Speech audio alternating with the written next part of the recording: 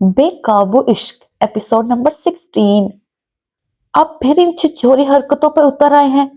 वो इसे खुद के करीब आता देख इसके मुंह पर हाथ रखते हुए बोली और इसकी गिरफ्त ढीली पड़ते ही जल्दी से इसकी गोद से उठकर खड़ी हो गई। जब तक तुम अपनी शरारतों से बाज नहीं आओगी, मैं भी अपनी छिछोरी हरकतों से बाज नहीं आऊंगा। वो भी इसके मुकाबले खड़े होते हुए बोला, देखें, शरारतें और छिछोरपन में बहुत फर्क होता है। आप भी शरारतें कर लिया करें, लेकिन ये छिछोरी हरकतें ना किया करें। वो इससे 2 कदम का फासला बढ़ाते हुए बोली, नहीं स्वीटी, ऐसे गुजारा नहीं होगा। अगर दोनों ही शरारती बन गए तो एक शरारती और एक छिछोरा ठीक है। वो इसे एक आंख विंग करते एक ही जिस्म तक पहुंचा था और इसे कमर से थामे अपनी तरफ खींच चुका था। ऐसे कैसे नहीं होगा गुजारा? हो जाएगा।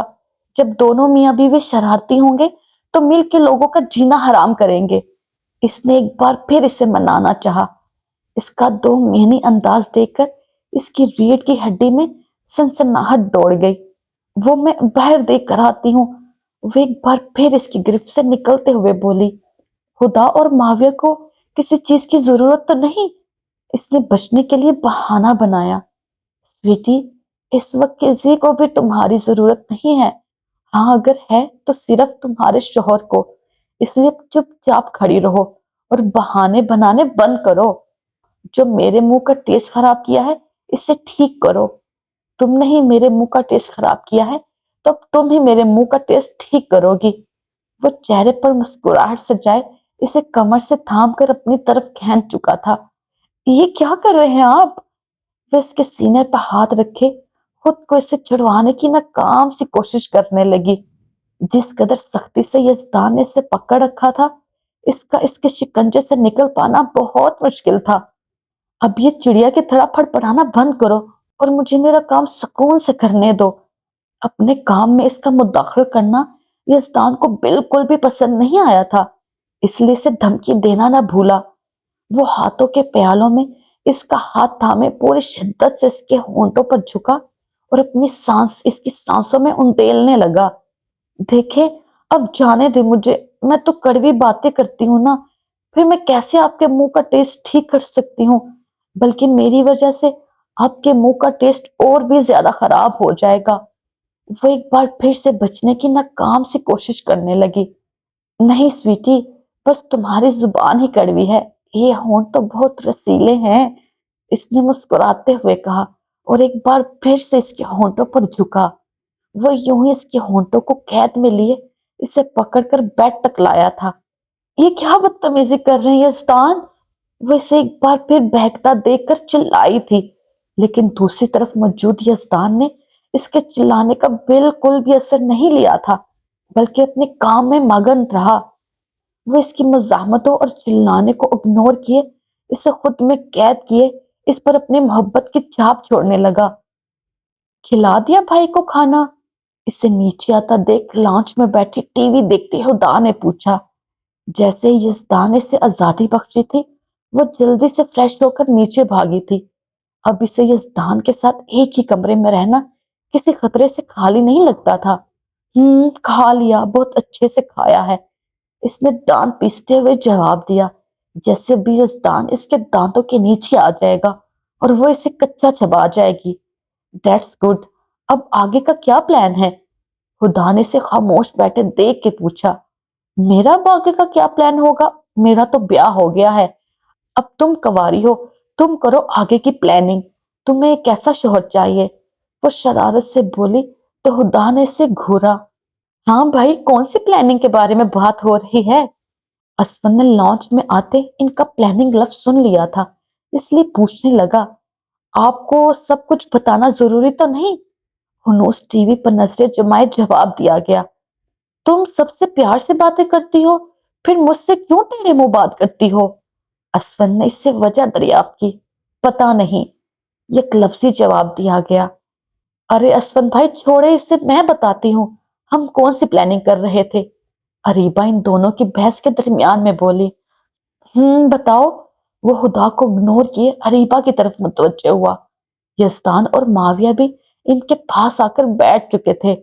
वो ना हम हुदा की शादी के बारे में प्लानिंग कर रहे हैं।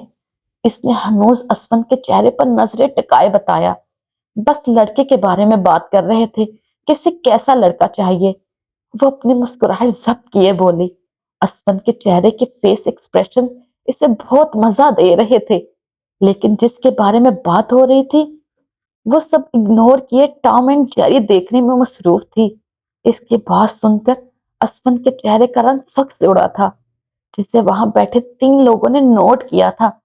माशाल्लाह से अब हुदा बड़ी हो गई है, इसका कॉलेज भी खत्म होने वाला है, तो हमने सोचा क्यों ना हुदा की शादी कर दी जाए। लेकिन भाभी अभी वो छोटी है, इसका कॉलेज भी खत्म नहीं हुआ, इतनी भी क्या जल्दी है। वो जल्दी से खुद को कंपोज करते हुए बोला, अरे कोई छोटी नहीं है, माशाल्लाह से 18 की हो गई है, और यही उम्र होती है लड़कियों की शादी करने की। लेकिन भाभी शादी के लिए एक कदर लड़के का होना भी जरूरी है, आजकल कहाँ इतनी जल्दी अच्छे रिश्ते मिलते हैं, और वैसे भी आप इतनी जल्दी अच्छा लड़का कैसे ढूंढेंगी। इसने एक बार फिर से इसे समझाना चाहा। और तुम लड़के की टेंशन ना लो, वो मेरी नजर में है, एक बार बस बात चलाने की देर है, वो लोग झट से मान जाएंगे।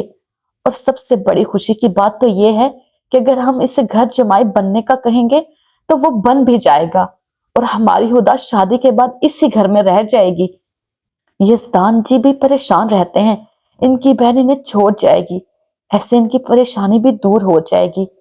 वो बता तो ऐसे रही थी जैसे यजदान ने इसे अपनी सारी परेशानियों के बारे में बता रखा हो। जैसे जैसे अरीबा इसे बता रही थी, इसे अपना दिल मुट्ठी में जगड़ता हुआ महसूस हो रहा था। लेकिन भाभी आपको ऐसा लड़का तलाशना चाहिए जो खुदा को वैसे अपनी जिंदगी में कबूल करे जैसी वो है, इसकी शरारतों को हंस कर सहे, इसके बचपने में इसका साथ दे, इससे कोई गलती हो जाए तो इसे डांटने की बजाय इसे समझाए। इसने एक बार फिर से अरीबा को समझाने की कोशिश की। इन सब में यजदान और माविया खामोशी से बैठे हुए थे और असफन की टांग के चाय को खूब इंजॉय कर रहे थे। आप टेंशन ना ले असफन भाई, वो हमारी खुदा को शहजादियों की तरह रखेगा, इससे बहुत मोहब्बत करेगा। मैं तो कहती हूँ हम आज ही लड़के वाले को बुला लें। मोहब्बत तो मैं भी करता हूँ खुदा से, मैं भी इसे शहजादियों की तरह ही रखूंगा। अरीबा का हाथ मोबाइल की तरफ जाता देख के वो जल्दी से इकरार कर गया। आगे ऊंट पहाड़ के नीचे, इसके इकरार करने की देर थी। लाउंज में अरीबा का फलशगाफ कहका गूंजा। असफन भाई, आप तो बड़े ही बेसब्रे निकले, कितनी जल्दी मेरी बातों में आ गए। ये सब ड्रामा तो मैंने आपके मुंह से सच उगलवाने के लिए किया था। मैं अपने निकाह वाले दिन ही समझ गई थी आप खुदा से मोहब्बत करते हैं। भाभी जी, आप मेरे ऊंट जैसे दोस्त को पहाड़ के नीचे ले आए, तो फिर मैं कौन से खेत की मूली हूँ। इसने भी हिसाब बराबर किया। इन सब में वह यजदान था जो काफी सीरियस सा बैठा हुआ था। असफन के इशारा करने पर अरीबा ने यजदान की तरफ देखा, जो किसी गहरी सोच में गुम था। क्या हुआ, आप खुश नहीं हैं? अरीबा ने इसे खामोश बैठे देख के पूछा। वो चुपचाप वहां से उठकर लाउंज में से बाहर निकलने लगा, जब अरीबा ने जल्दी से भागकर इसे बाजुओं से थामा। अरे आप ऐसे कैसे भाग सकते हैं? जवाब तो दे, लड़के वाले बेचारे बैठे इंतजार कर रहे हैं। तुम टेंशन ना लो, कुछ मीठा लेने जा रहा हूँ स्वीटी। इसी खुशी के मौके पर कुछ मीठा भी तो होना चाहिए। मतलब आप खुश हैं? इसने खुश होते हुए पूछा।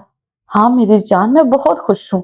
असफन से ज्यादा अच्छा लड़का मेरी खुदा के लिए और कोई हो ही नहीं सकता।